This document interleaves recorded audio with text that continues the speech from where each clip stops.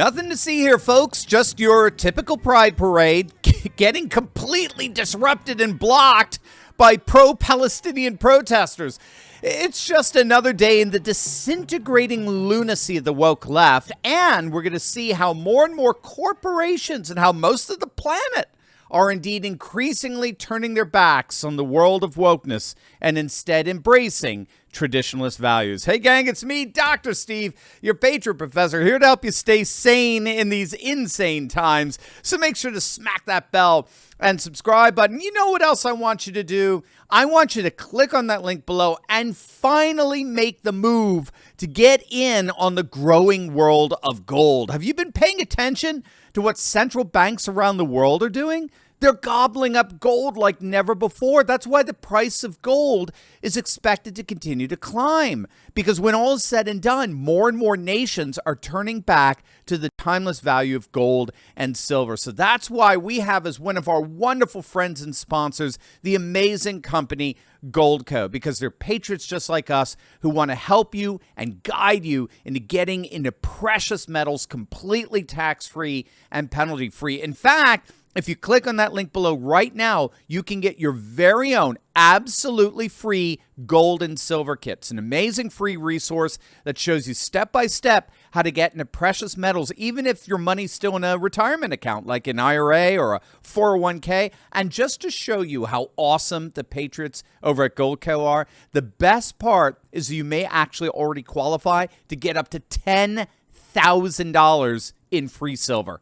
I told you they're the best, so what are you waiting for? Get in on the action by clicking on that link below or going to turleytalkslikesgold.com and get your free gold and silver kit today. It promises to be a real life changer. So it's now the month of June, which of course means Pride Month, where rainbow-colored flags and paraphernalia adorn department stores and city halls across the nation, celebrating our unwavering commitment to the progressive values of equity and inclusion. Or is it? As it turns out, not as far as one bar in the state of Idaho is concerned.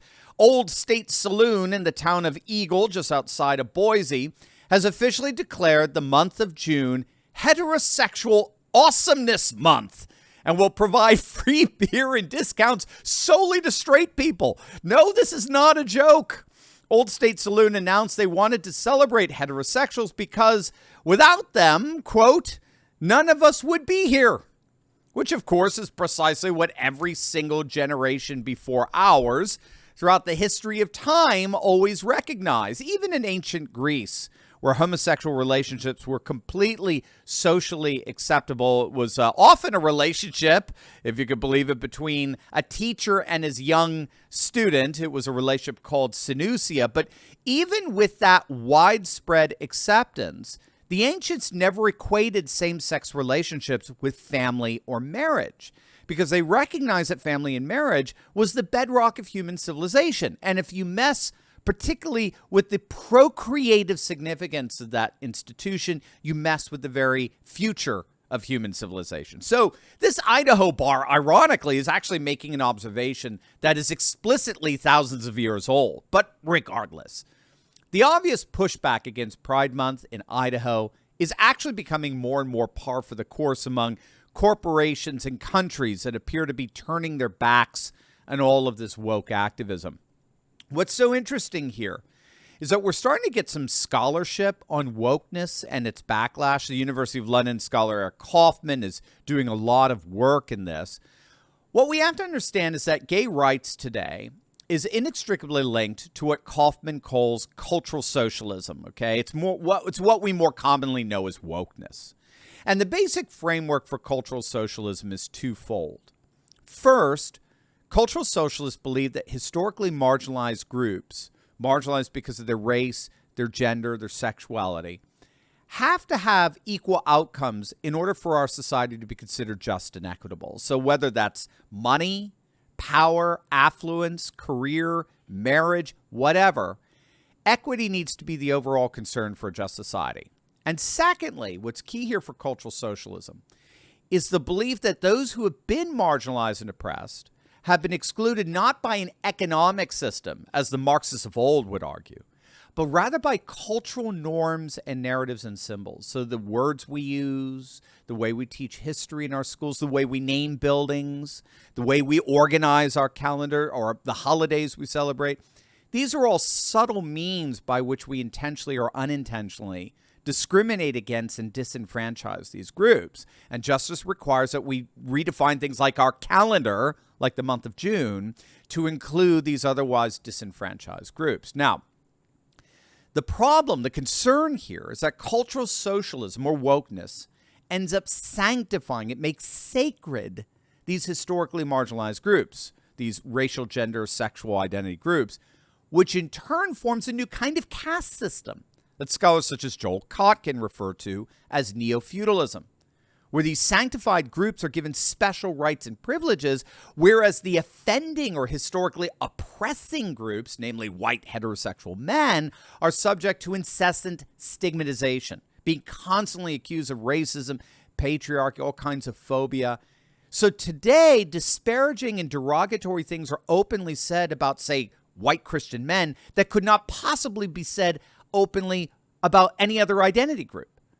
And we're seeing this happening now, interestingly, with Jewish students on college campuses, right?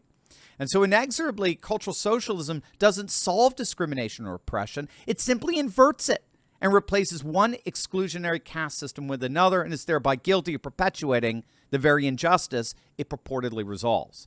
And so this, I would argue, is what's really behind the backlash, the blowback against Pride Month in particular, and all things woke in general. You may have seen that Target is once again clamping down on their pride displays in their department stores this summer. This, of course, after the massive backlash they got last year from consumers. This time last year, Target reported their first quarterly sales drop in 6 years. And their CEO openly admitted that that drop was largely due to the woke backlash they faced last June during Pride Month and their over-the-top pride displays that just drove away consumers.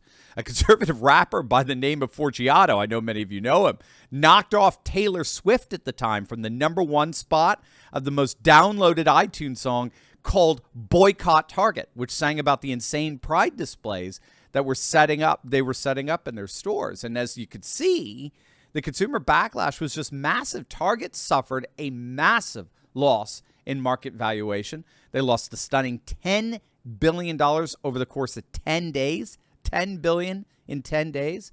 Their stock price dropped by nearly 14% last summer. So Target this summer is playing it safe. They're reportedly radically limiting their pride displays so as not to get Bud Lighted all over again. But it's not just Target.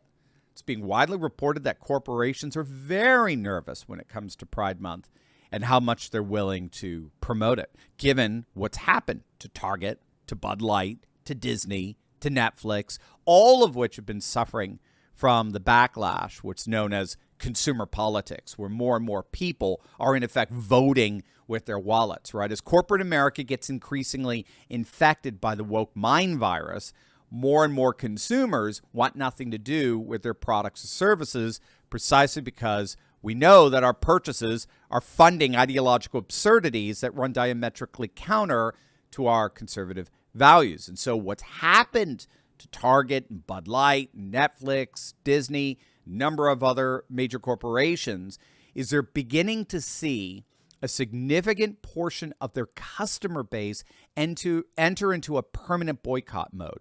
You may have seen this from Bud Light. They're admitting now they're never getting their lost customers back. They're so offended. They've so offended their customer base, and not just with the Dylan Mulvaney ad, but also those radically condescending comments from their VP of marketing towards Bud Light's loyal customers, who she basically accused of being knuckle draggers. That was the straw that broke the camel's back. Bud Light has hemorrhaged customers, and they've concluded, the CEOs have concluded, those customers are not coming back. And these execs are right.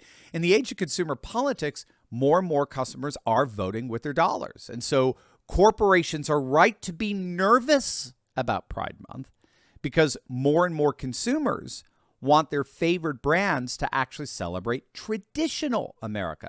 Do you remember the commercial that Bud Light put out right after the Dylan Mulvaney fiasco? It was 100% traditionalist America. Unfortunately for Bud Light, they seem to have recognized that too late. That most Americans, like most of the world, are going through a process known as re-traditionalization. In other words, we've all lost confidence and trust in liberal wokeness. And populations are instead going back to the timeless values of nation, culture, custom, and tradition. And if the major corporations want to be around for much longer, they too better get in on the re-traditionalized bandwagon and recognize that the future is indeed the past. Here's your opportunity to tell big tech tyrants where they can stick it. Click on that link below and download our brand new cancel-proof Turley Talks app, and you can sign our special declaration of restoration. That's our petition to big tech that declares a new day is dawned. They are no longer in control, and we are taking our nation back. We've already got over 1,000 signatures of courageous patriots, and yours is next. Click on that link below or go to fight.turleytalks.com right now.